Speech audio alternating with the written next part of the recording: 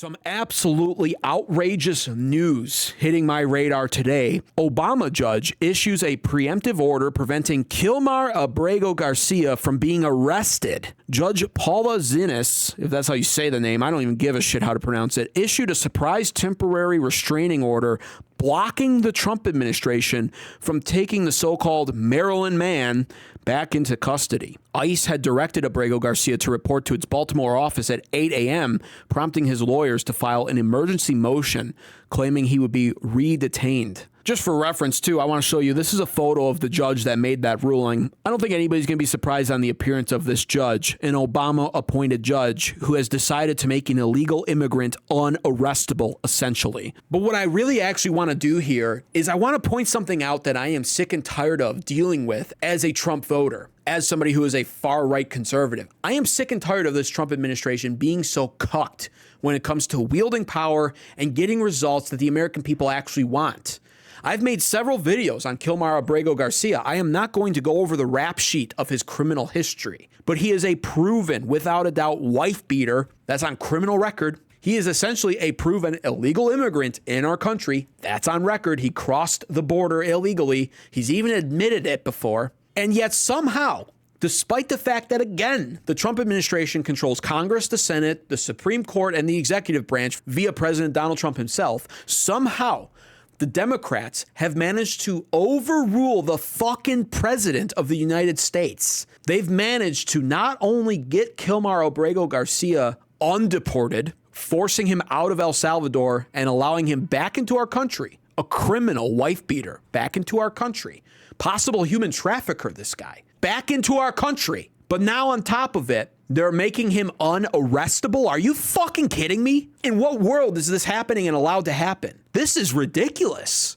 Who's the president here? That's what I ask you.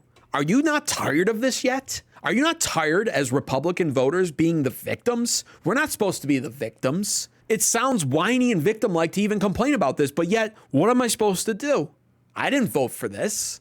It's supposed to be the liberals and the Democrats that are the victims. But the Republicans nowadays just seem all too good playing the victim card and just pointing the finger at Democrats. Well, we couldn't get it done. Look at the mean old Democrats. It doesn't make sense. And in case you're looking for a better example of how cucked President Donald Trump is and his entire administration, not only is Kilmar Abrego Garcia undeported, where he was sent back into America and forced to be received with open arms, not only is he now unarrestable, but now he's out here giving speeches about fighting the American government.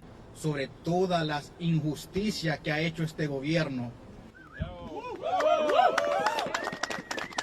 I stand here today with my head held up high, and I will continue to fight and stand firm against all of the injustices this government has done upon me. And you know, at this point, why the fuck not? Why not just give those speeches, right? Because what he's been taught, this scumbag wife beater, possible human trafficker, illegal immigrant for sure, what he's been taught is there's no consequences here in America. So why not take a stand against this pussy bitch ass fucking weak piece of shit government?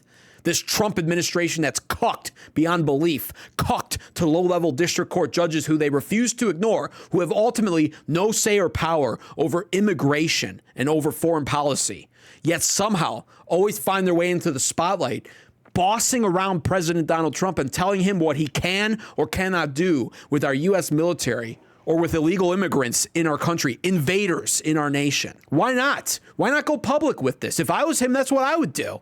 The Trump administration is literally almost begging to be overthrown. They're pathetic. And if you want to see some even better examples of how cucked they are, a grand jury has refused to indict Leticia James for a second time, 3 times total when you count one judge who also rejected a weak mortgage fraud case, as James now is blasting what she calls a weaponized justice system. 3 strikes and the DOJ's out. A federal grand jury in Virginia has again refused to indict New York Attorney General Leticia James, dealing a major blow to a high-profile mortgage fraud case. And let me tell you something about Leticia James and mortgage fraud. I looked into this independently and did hours of research on it. She is so very likely guilty that it makes me sick that this current incompetent Trump Department of Justice can't get the job done. And for record, again, you want to know how cucked the Trump administration, particularly the Trump Department of Justice is? She has now escaped 2 indictments. 2 grand juries have refused to indict her when 99.6% of all cases presented to grand juries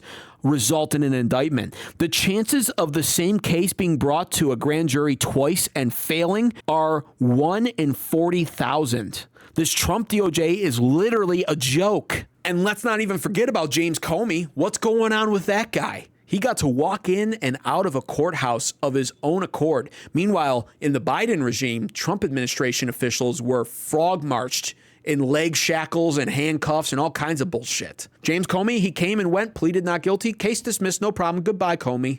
Go back home. Go back and walk on the beach and see what other seashell formations you can find. Per Politico, a judge blocks prosecutors' access to James Comey's lawyers' emails and data.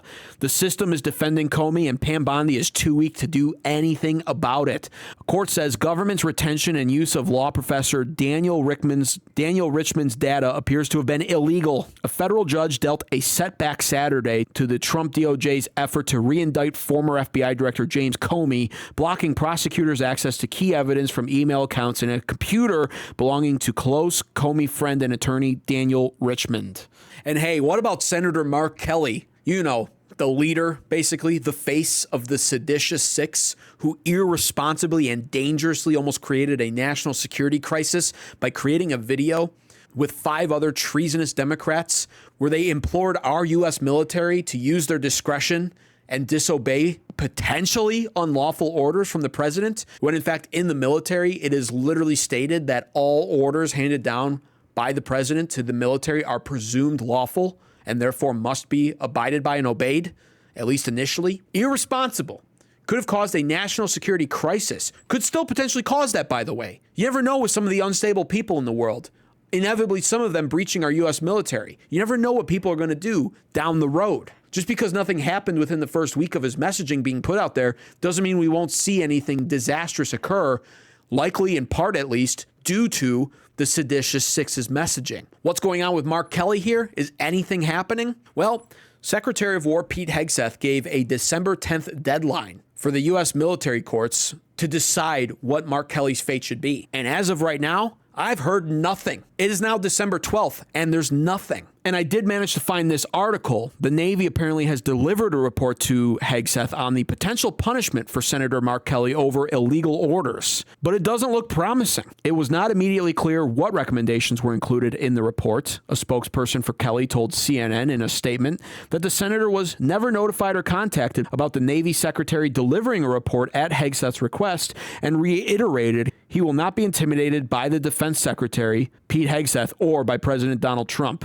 Senator Roger Wicker, a Republican who chairs the Senate Armed Services Committee, said Thursday it's not appropriate for the military to try to punish Senator Kelly. When asked by CNN if it was appropriate to do so, Wicker shook his head. And after a follow-up question, he replied, "You asked me that question, and my answer is no." Kelly could be recalled to active service and court-martialed because of that status, but doing so over his role in the video would be extraordinary, legal experts have said. I mean, what do you honestly expect to happen here? Do you really think that we're going to see justice all of a sudden over Senator Mark Kelly? Or do you think it's more likely that it's a slap on the wrist, just like everything else? Just like every other offense we've witnessed over this past year has been dealt with. A slap on the wrist for James Comey, who had to have his day interrupted so he could go plead non-guilty in a court. A slap on the wrist for Leticia James is all this is going to wind up being for her mortgage fraud and her weaponization of the law against President Donald Trump under the Biden regime. Her days have been interrupted by the process.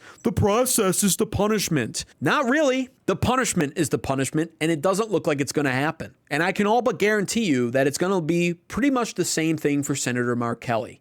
They've dragged his name through the mud. They've tried to embarrass him on social media, and they're dragging him through the process. Ultimately, though, the result will be the same.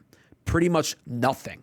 That's what I'm betting on. But let me know what your views, your thoughts, and your opinions are on all of this. Do you agree with me? Do you think this current Trump administration and Trump Department of Justice is absolutely cucked beyond belief? Do you share my take on the fact that it is pitiful that the Republicans have the mandate that they have all year long and have gotten next to nothing done, especially when it comes to serving justice on behalf of the American people? It is far too late in this year for us to have gotten no results whatsoever. But yet here we are. It's almost Christmas, and we've been given nothing. Thanks so much for watching. If you enjoyed that clip, be sure to check out my YouTube channel where I have the full video where this clip was taken from published. And if you're America First like I am and you're an American advocate, be sure to subscribe and like the post. Thanks so much for watching.